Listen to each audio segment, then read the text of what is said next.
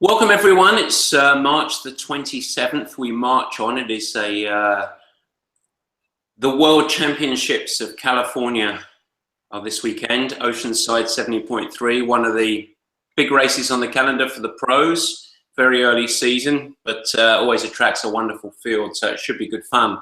But today, our main feature topic that we're going to discuss is not racing. It's sickness, something that that many of us are somewhat used to recently, including myself, unfortunately. But we want to talk about managing sickness as it relates to training and performance, and some of the go-to actions that you might take. So we're going to dive in. I know Paul's got a few thoughts on it as well, but we'll talk through the discussion and hopefully give you over the next 20 minutes or so a little bit of a framework of what you should think about with sickness. So the first thing is that we should at least recognize as athletes is that sickness is relatively normal, not consistent sickness, not very frequent sickness, not prolonged sickness, but once or twice in a year, it's relatively normal that you're going to get some form of cold. And when taking a step back, when we build a season plan for any athlete, when we think about the progression of work, you have to, in the same way as you would build a budget for a company or anything like that, you have to have contingencies. You have to have a little bit of a reservoir and leftover that you draw on as you go through to mitigate against circumstances just like sickness. So we sort of build it into the framework. I don't think that any coach thinks that an athlete's progression throughout the season is going to be absolutely utopian. For some reason or another, whether it's weddings or sickness or lack of motivation and just needing to turn the back on the sport, whatever it might be, they're built into the plan, built into the overall way of thinking. We understand that we're going to lose little blocks of work. And the good news is that we also understand that no single day and no single week, as has preached to you many times before, will make performance. What makes performance is layers and layers and layers and layers and layers of consistency. Now, of course, when you are approaching a race and you are sick 10 days out or 2 weeks out of a race, it can feel very deflating because it knocks your confidence and sickness doesn't feel good. And if you have a 3, 4 or 5 day head cold that close to the race, it's a natural human instinct to say, goodness me, how am I going to do this? This is a terrible timing, etc., etc. But if it is that time of the race, you have to realize that whatever you're doing in that window, a week to 10 days out, certainly is not going to have any effect on your ability to perform 10 days later if you get healthy and you toe the start line without that sickness in your system.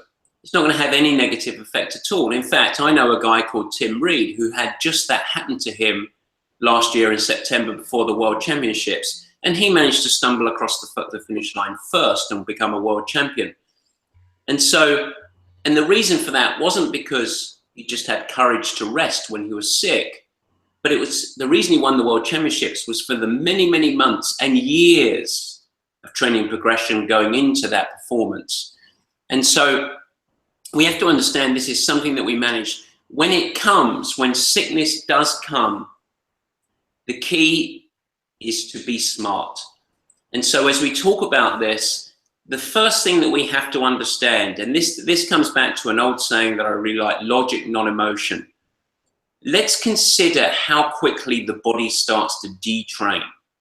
So if you cease all activity, which most sicknesses don't cause us to cease all activity, but if you do cease all activity, the body starts to detrain after, research varies, but let's call it 5 days. Might be 4 days, might be 6 days, but let's call it about 5 days. So it's 5 days of inactivity before the body starts to detrain. And that's because the body is adapting, still in the adaptive process of the training done previously. And so if you have a 72-hour cold, the body hasn't even begun detraining by the time you're out of that. So that's a really important starting point to realize. We don't detrain for 5 days. So that means that we have a little bit of wiggle room when we think about managing these colds. Now, what it doesn't mean is the first sign of sniffles, you take 5 days off because, hey, I'm not going to detrain.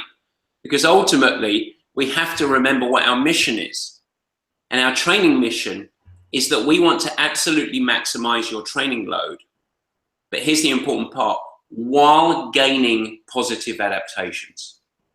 So we have those two things to play with. We have the understanding that we don't detrain for about 5 days. We also want to maximize our training load that achieves positive adaptations. Well, when we are sick, when we are carrying a virus, when our system is under attack, as it were, our ability to absorb training stress is greatly compromised, and our ability to adapt from that stress is greatly compromised. And so this has to inform the approach, because we're looking to absolutely minimize the duration of the sickness at the same, so that we can maximize the time over the many, many months that we are hitting high quality training load. So conceptually, I hope that brings the picture for you.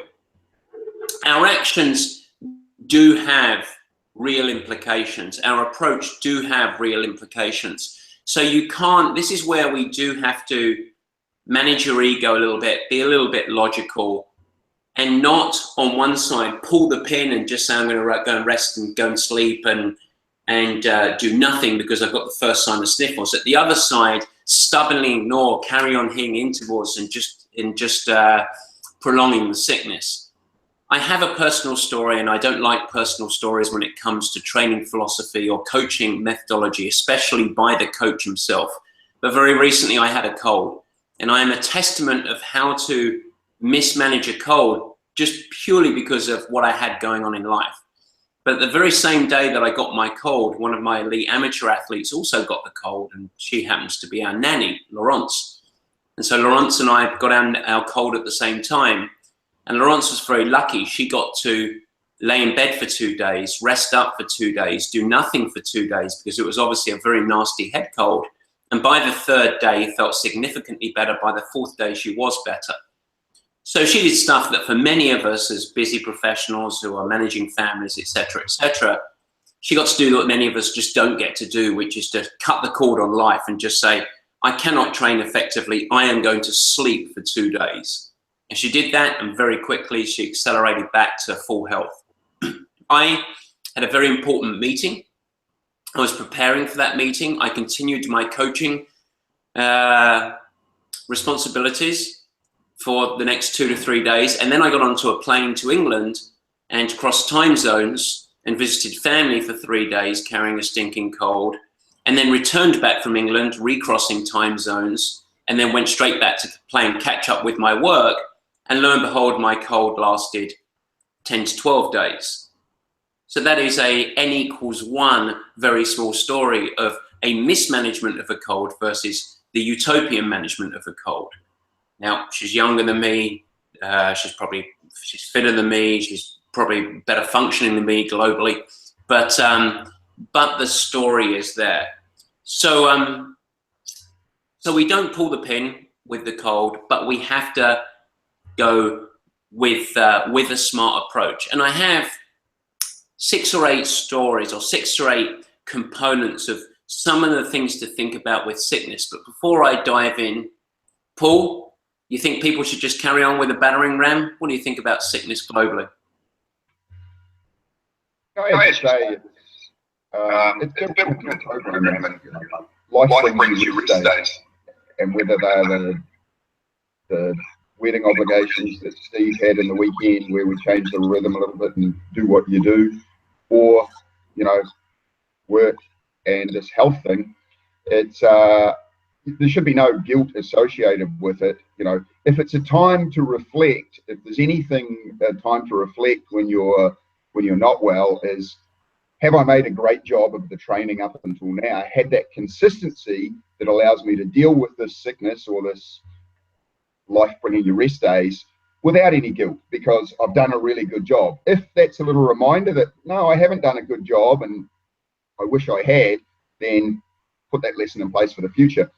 If you're on one of the the plans where you have relatively frequent contact with your coach, then all it takes is the email, and as Matt said, we just adjust the training accordingly, because you know, you may have in a week or 10 days time a light week coming up, so you change the rhythm of the training, and the light week is built around your illness and your recovery from it. So it's nothing more than one of life's realities. You're going to get sick every now and then, and life's going to get in the way of completing the training as prescribed sometimes. I love what you say. I love what you say there with life bringing you rest days, which is such a super sort of saying to hang on to, and because I think that's easier for an athlete to dissolve some of the guilt or some of the fear associated with it. It's like, this is just life bringing me rest days, and it also echoes actually with a global training methodology, the frailty of having a really, really rigid training program of that classic sort of 3 weeks of training on, 1 week off.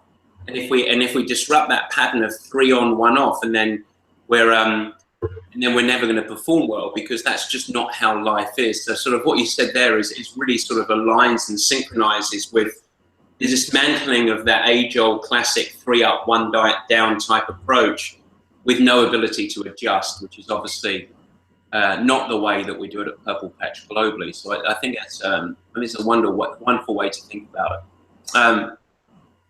So let's talk about some of the rules of the road, some of the things to implement.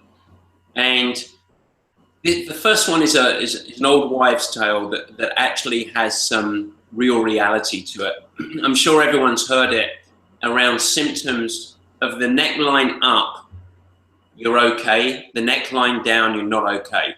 It's a really good rule of thumb to actually follow. It actually has good validation behind it. If you have a cold and all of your symptoms are above the neckline, keep moving. Classic head cold, but with the absence of body aches, fever, very chesty cough. There's no reason that you shouldn't keep moving there. You can carry on training, but the likelihood is to remove most of the very hard work out of it.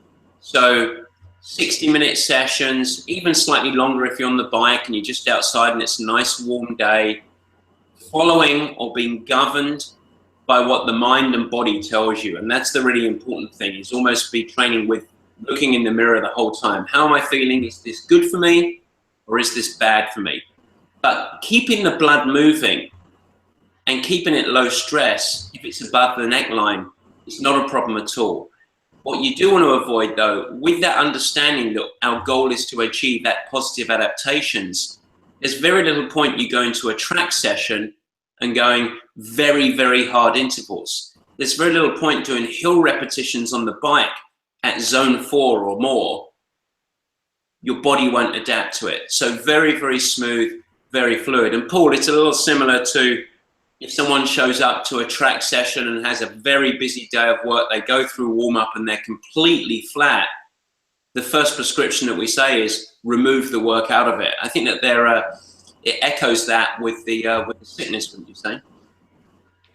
Yeah, and just some of the common sense things, you know, associated with the reality of your body's resource not being what it could be, well, and the fact that there's so many, if you've got this thing that you're dealing with where it's just, you know, the fatigue, the so on that's associated with your body fighting whatever it's fighting, but no real, you know, doing yourself physical harm, we've got so many things that you can do. For a start off, there's all the technical focus aspects where you can keep on moving and go and focus on technical stuff.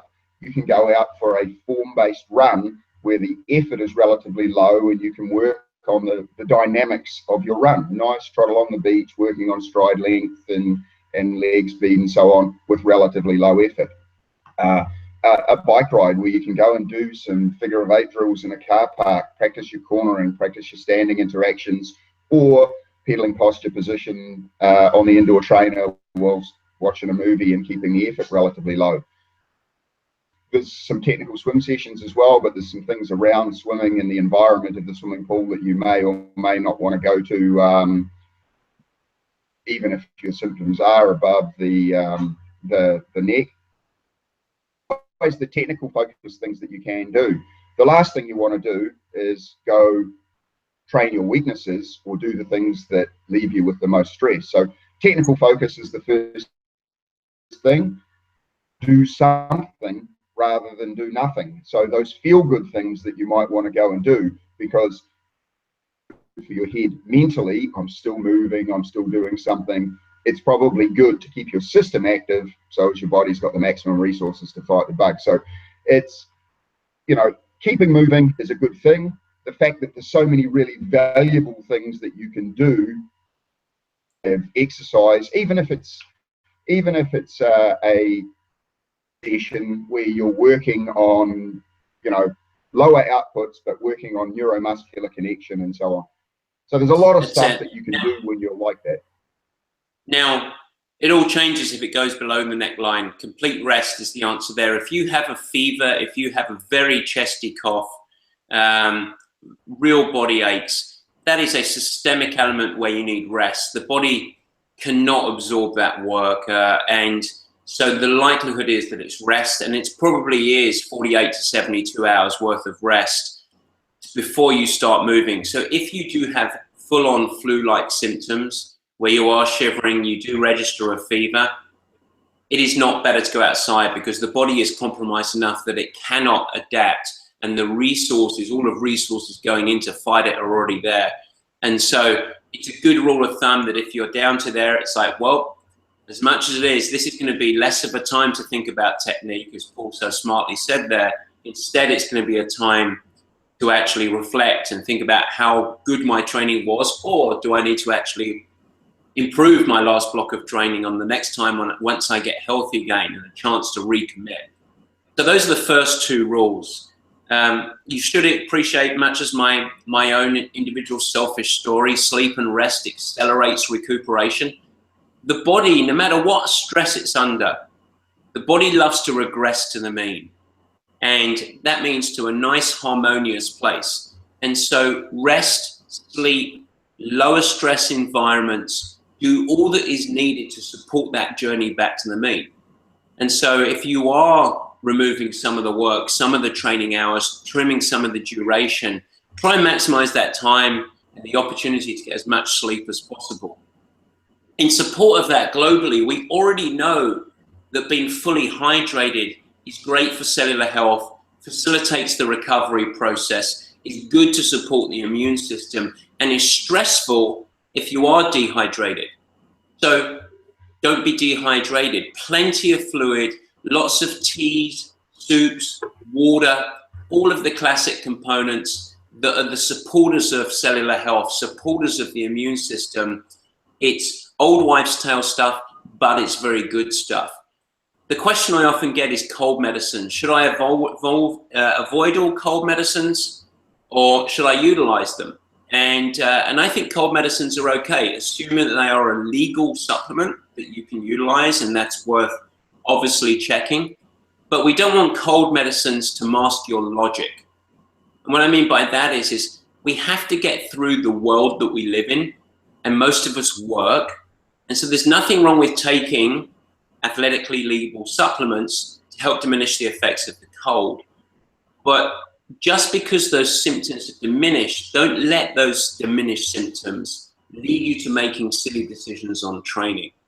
So some people just don't like to do anything, like to let nature take its course.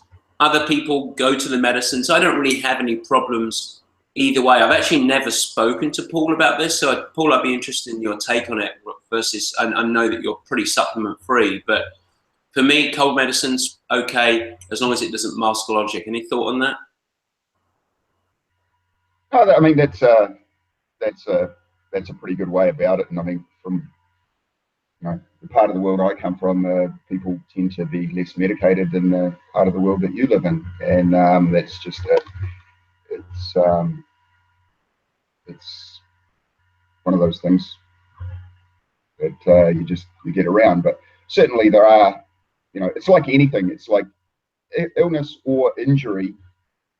You don't want a solution that merely masks the symptoms and doesn't, deal with the core problem. So as you say, yeah, cold medicine is fine if it allows you to get on with your day, but don't think because the symptoms aren't as present as they were before that the problem's gone away. You still have to deal with it in the same way. Exactly.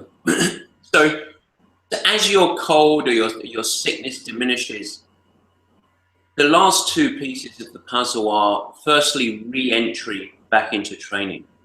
So as you feel these symptoms decline, as you feel the cold is starting to retreat back, you're starting to feel better, you obviously can start to ramp back into training. The first thing is mindset. You don't want to be into a catch-up mindset. You want to remain pragmatic. And I think it's as simple as a 1, 2, 3 step. The first day is just about moving blood. So short, low stress activity. When you really feel like the symptoms are up to where you're about 90 or 95%, return back to health, start moving blood. If it doesn't get any worse, if you feel the same or improve the next day, you can repeat or evolve, basically. Repeat or evolve is always the second. The second day, part 2, is endurance focused. So you can go and do normal training at normal training hours, but you're retaining or holding back the intervals. Any intensity is there. Make yourself do something that's feel good, that you're good at, that is more endurance driven, and go and execute that. If you don't regress from there, you're ready to progress and carry on. And if you can progress on, then the third day back is the first time that you can take off the shackles and say, I'm back to training. So that's the 1, 2, 3 day progression. But those 3 steps might take a little longer. You might do the first day of moving blood. You feel the same, no better the next day. You might decide to do another day of moving blood.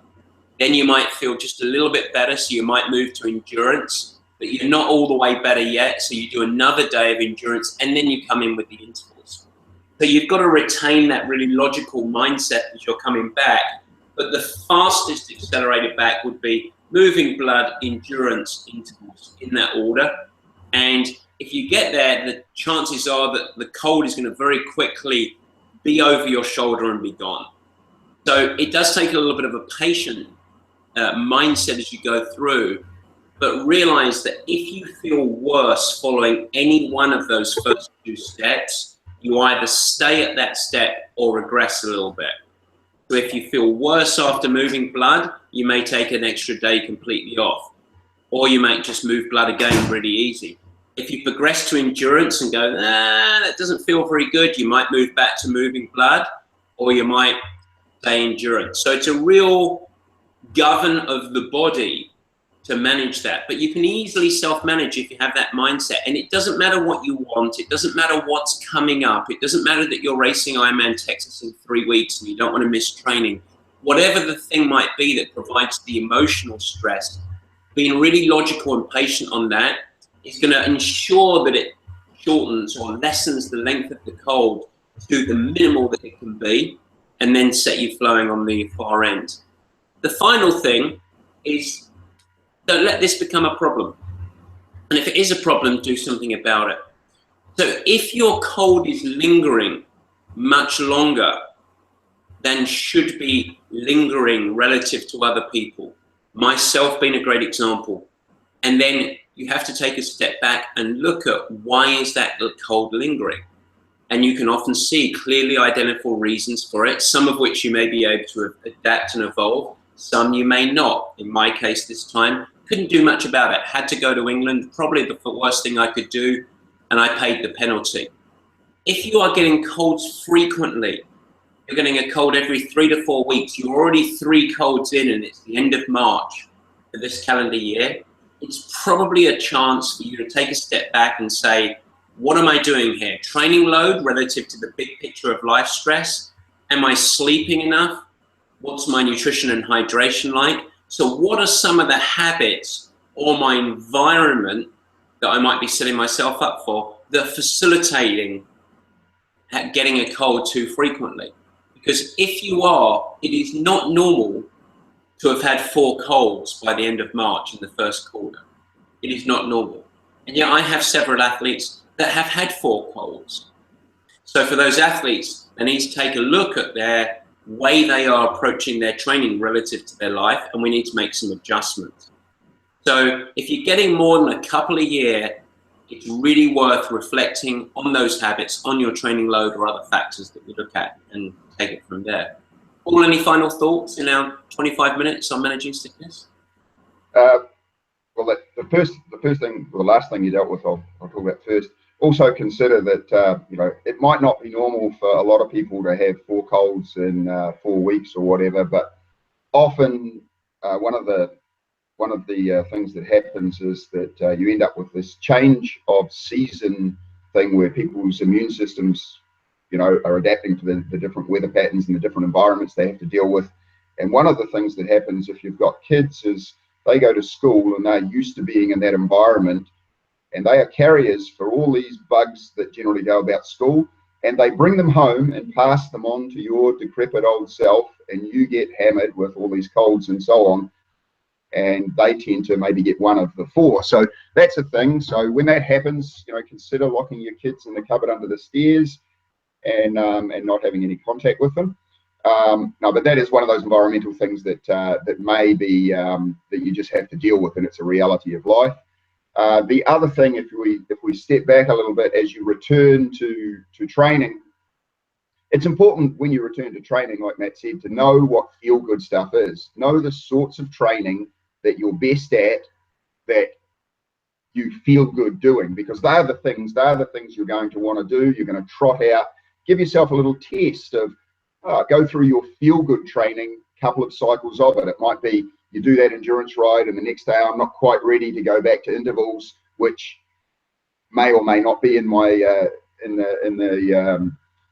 the bucket that I call my strengths. And you go and trot out a few of your strengths in that endurance ride, just without forcing it, to see if the perception and the reality of the physical resource are in line. If they are, then we're ready to go again. That particular tool has so many applications outside of illness as well. You go and you get on your bike and, oh, I don't feel so good today, I'm going to shut down training. But you need to know, if you can go through that little cycle, it's like, I don't feel so good today because I'm thinking about something that happened at work. So yeah, important to know those things. And yeah, we're going to get sick, deal with it.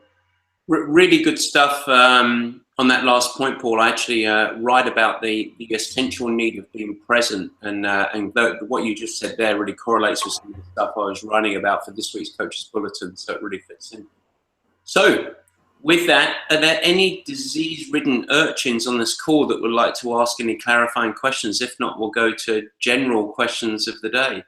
Paul has ejected. He must have lost contact, but he's back. Kathleen, any questions for today? No, all good. All right, Super Steve, come on, my friend.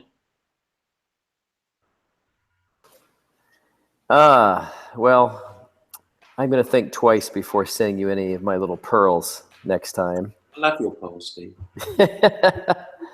I don't know. It's fun.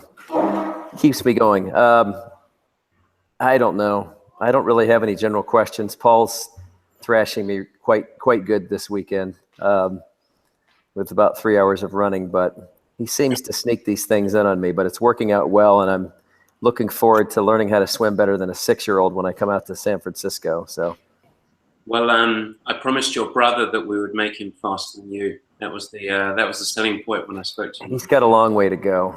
We're going to take care of him. Super Phil, any questions?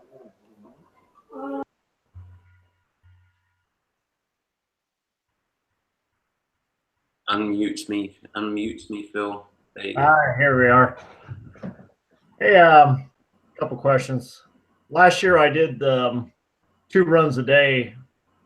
I kind of took it on my own to do that because it seemed to work for Jesse, and it just seemed my legs can't handle the big miles as compared to everybody else. And actually, I did really well with that. Kind of trying to get the weekends long again. Should I go back to maybe a second run on Saturday? 100%. It's my favorite. It's my favorite tour. If you have the capacity and you have the time, sneaking in second runs and doing second runs. But I would say in general, especially for you, Phil, having the quality component of the run be the first thing you do in the day. Okay. So make sure that you have the, so if you were doing hilly loops, doing the hilly loops in the morning, then coming back in the afternoon and doing an additional run for resilience, really being good form focus, making sure that you're able to hold form under fatigue, which is a nice saying we always talk about. Being able to retain the elements of good running form, I think would be very, very valuable for you. Good for resilience. Okay, perfect. Second question was on bicycling outside. Is there a kind of rule of adding more time to it by not going too crazy, like from 2 hours to 4 hours? I mean, is there a step up? That's something to follow by. I'll let Paul answer that. What's the question? Is how do you turn a 2 hour bike ride into a 4 hour bike ride, or how do you manage the additional distance? No. The question is it's starting to, the weather's starting to break, and my time on the trainer has been limited due to schooling. So maybe like 3 hours. I went out for a 3 hour bike ride this last weekend, and we're scheduled between 3 and 5. What's my steps to be to keep adding time without hurting myself or putting myself into a little wear down? If you approach that long bike ride, I mean, one of the first things that will come back will be endurance. And the interesting thing is there's a sort of a crossover point. Once you can ride comfortably for about 2.5 hours, you can ride comfortably for 3.5 hours or 4 hours or 6 hours or whatever it is. Once you can get that endurance component where you've been riding for more than 90 minutes and up to about 2.5 hours, it doesn't take long to step up to the long bike rides because of the accumulated work that you've done on the bike. The first maybe 2 or 3 long rides, if you were doing them a week apart, it's like there will be an amount of weariness, but you'll get to that second or third ride and it will almost click and it's like, okay, I've done that. And the limiters at first are more likely to be, you're going to have to maybe fuel a little bit more than you normally would once your body gets used to the efficiency component of those longer rides. You're going to have to manage the pacing a little bit more than you would, until the resilience builds up. The comfort and the postural issues will probably be your major limitation, and that you just simply haven't sat on the bike for that long. But it doesn't take very long to get back to that level. You've got to allow yourself a little bit of time and let all the accumulated miles in your legs from all those years marinate a little bit on those rides, and you'll find that it takes 2 to 3 repetitions of those longer rides and you'll be there. Maybe the first one you do 2 coffee stops in your 4 hour ride. Maybe the second one you do 1 coffee stop and then you can ride 4 hours continuous. But it won't take too long. I don't think there's any magic bullet, and it's a little bit terrain dependent too. It's much tougher if where you ride is just, it's all hills, for instance, because there's going to be work, no work, work, no work. So it's and it's harder to manage the output. But yeah, just don't be afraid. Don't think that you can only add 10 minutes or 20 minutes each time. And once again, it's also a great way to do the multi-loop version of that thing. If you're able to ride from your car or from your house and go, right, I'm going to go out and ride 90 minutes, come back, get my bottles again, ride another 90 minutes, and then go, right, I'm actually in the box. I can only put another 30 minutes at the end of it, for instance, and you're done, or you can shut it down and then do an extra loop the next time or an extra half loop. Okay, perfect. Thank you. Perfect answer. Any other questions before we go, troops? Quality session. Kathleen, will I see you at swim in the morning? I expect. Good stuff. All right, guys. Good session. Thank you very much for joining live. Appreciate it. Take care.